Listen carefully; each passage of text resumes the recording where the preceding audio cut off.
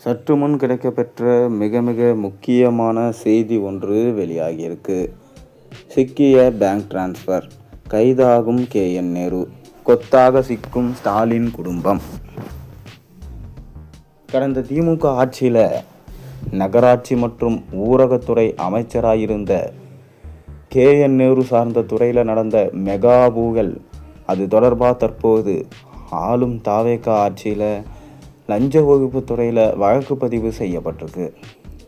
குறிப்பாக கடந்த திமுக ஆட்சி காலத்தில் முன்னாள் அமைச்சர் KN நேருவுக்கு சொந்தமான இடங்களில் நடந்த அமலாக்கத்துறை சோதனையில் சிக்கிய முக்கிய ஆவணங்களில் நகராட்சி மற்றும் ஊரகத்துறையில் பணியிடம் செய்வதற்காக சுமார் 150 பேரிடம் 25 லட்சம் முதல் 30 லட்சம் வரை லஞ்சம் வாங்கியதற்கான ஆதாரங்களை அமலாக்கத்துறை கண்டுபிடிச்சாங்க.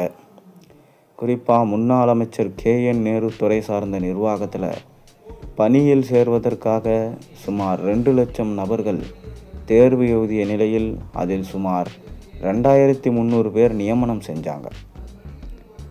அப்படி சுமார் 2300க்கும் மேற்பட்டவர்கள் பணி நியமனம் செய்ததில் சுமார் 150 பேர்களிடம் 25 லட்சம் முதல் 30 லட்சம் வரை முன்னாள் அமைச்சர் KN நேரு தரப்பினர் லஞ்சம் வாங்கி கொண்டு பணியில் நிமர்த்தியதும், அந்த பணம் அவாலா பணம் மூலம் வெளிநாடுகளுக்கு சென்றதும் அமலாக்கத்துறை சோதனையில் கண்டுபிடிக்கப்பட்டிருக்கு. இதில் 2300க்கும் பேர் நியமனம் செய்யப்பட்டதில் 150 பேரிடம் மட்டும் லஞ்சம் வாங்கியதா ஆதாரங்கள் சிக்கிய நிலையில், பணியில் நியமனம் செய்யப்பட்ட 2300 பேரிடம் லஞ்சம் வாங்கப்பட்டு பணி நியமனம் செய்யப்பட்டதா என அடுத்தடுத்து அமலாக்கத்துறை விசாரணை மேற்கொள்ள இருப்பதா தகவல்கள் வெளியாயிருக்கு.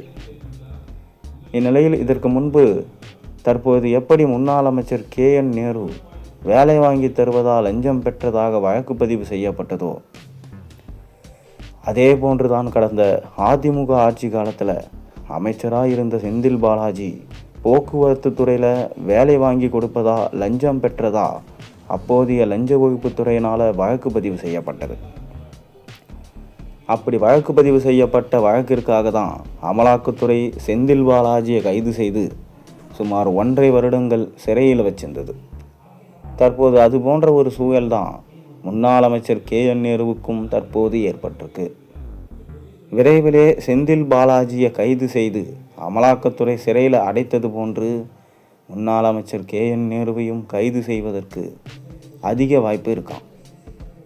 அதே நேரத்தில் முன்னாள் அமைச்சர் KN நேரு துறை சார்ந்த நிர்வாகத்தில் திமுகவுக்கு 40 ஃபண்ட் என்கின்ற பெயரில் உதயநிதி மற்றும் ஸ்டாலின் ஆகியோர் தொடர்புடைய வங்கி கணக்குகளுக்கு பணம் சென்றுள்ளதா, அதை அமலாக்கத்துறை கண்டுபிடித்து விட்டதாகவும் சொல்லப்படுகிறது.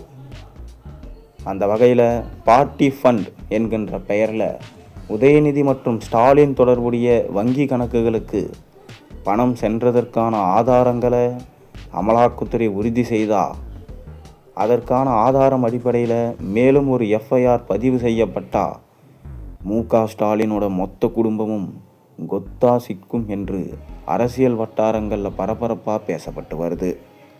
தொடர்ந்து KN நேரு அவர்கள் கைது செய்யப்பட்டு விசாரணை வலயத்திற்குள் கொண்டு வந்தால் கண்டிப்பாக அவர் அனைத்து உண்மையையும் கூறிவிடுவார். மேலும் நாம் முன்பு சொல்லியிருந்தது போல KN நேருவில் வீட்டின் மூட்டை மூட்டையாக சிக்கிய பணம், இது அனைத்தும் ஸ்டாலினுக்கு கொடுக்க வைத்திருந்த பணம்.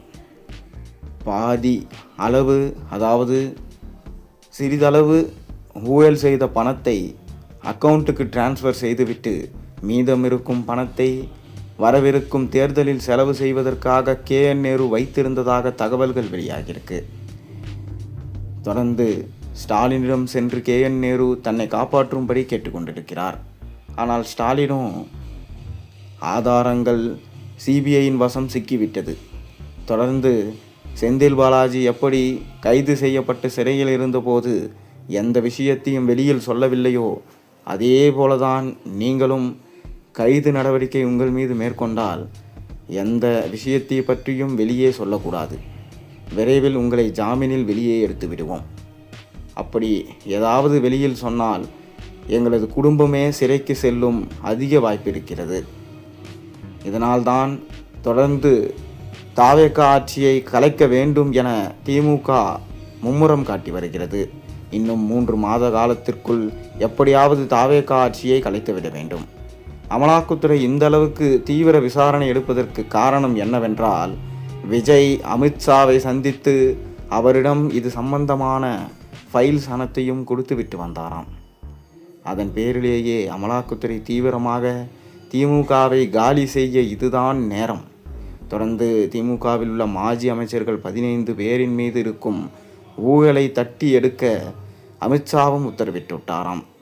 இப்போது விட்டால் இனி திமுகவை அழிக்க முடியாது. அவர்களுக்கு அடிமேல் அடி விழ வேண்டும். தொடர்ந்து திமுக என்கின்ற கட்சியே தமிழகத்தில் இல்லாமல் போக வேண்டும் என்கின்ற அளவுக்கு பாஜக தற்போது திட்டமிட்டிருக்கான். இதனால தான் முதல்ல KN நேருவை டார்கெட் செஞ்சுருக்காங்க. விஜய் அவர்கள் அமலாக்கத்துறை அனுப்பிய கடிதத்திற்கு ஒப்புதல் அளிச்சிருந்தார். அதைத் தொடர்ந்து அவர் மீது FIRம் பதியப்பட்டிருந்தது. ஆளுநரிடம் KN நேருவை கைது செய்வதற்கு அமலாக்கத்துறை கடிதம் எழுதியிருந்தது.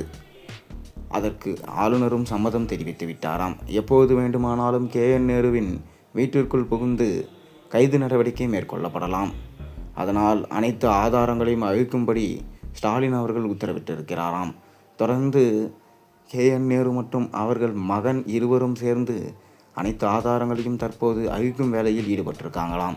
அமலாக்கத்துறை ஒரு வேலை கைது செய்து விட்டால் நம்மால் அடி தாங்க முடியாது, வயதும் ஆகிவிட்டது. அதனால் உண்மைகளை வெளியே சொல்லிவிட்டாலும் பிரச்சனை.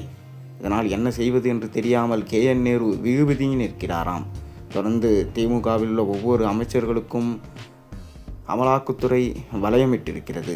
விஜய் அவர்களும் ஆரம்பத்தில் கூறியது போல வெள்ளை அறிக்கையை சமர்ப்பித்து விட்டால் திமுகவுக்கு இனி எதிர்காலமே இருக்காது. அதே போலதான் தற்போது தொடர்ந்து நடந்து கொண்டிருக்கிறது. திமுகவில் உள்ள ஒவ்வொரு அமைச்சர்களும் செய்த ஊழல் என்பது சாதாரண ஊழல் அல்ல. 10 லட்சம் கோடியில் கிட்டத்தட்ட 5 லட்சம் கோடி திமுகவில் உள்ள அமைச்சர்கள் ஊழல் செய்து தங்களது சொத்துக்களாக சேர்த்து வைத்துள்ளனர். தொடர்ந்து அவர்களிடமிருந்து பறிமுதல் செய்தாலே தமிழகத்தின் கடனை அடைத்து விடலாம் என்கின்ற கணக்கில்தான் விஜய் தற்போது வந்திருக்கிறாராம். அதனால் விஜய் எடுக்கப் போகும் அடுத்தடுத்த விஷயங்களால் தற்போது திமுகவின் இல்லம் ஆடிப்போய் இருப்பதாகவும், உதயநிதி ஸ்டாலின் மனவேதனையிலும் துர்கா ஸ்டாலின் எப்படியாவது விஜயை ஆட்சியை விட்டு இறக்க வேண்டும் என கட்டளையிட்டிருக்கிறாராம். இதற்காக தான் திமுக தற்போது மும்முரமாக வேலை செஞ்சு கொண்டிருக்கிறது. பொறுத்திருந்து பார்ப்போம் என்ன நடக்கிறது என்று.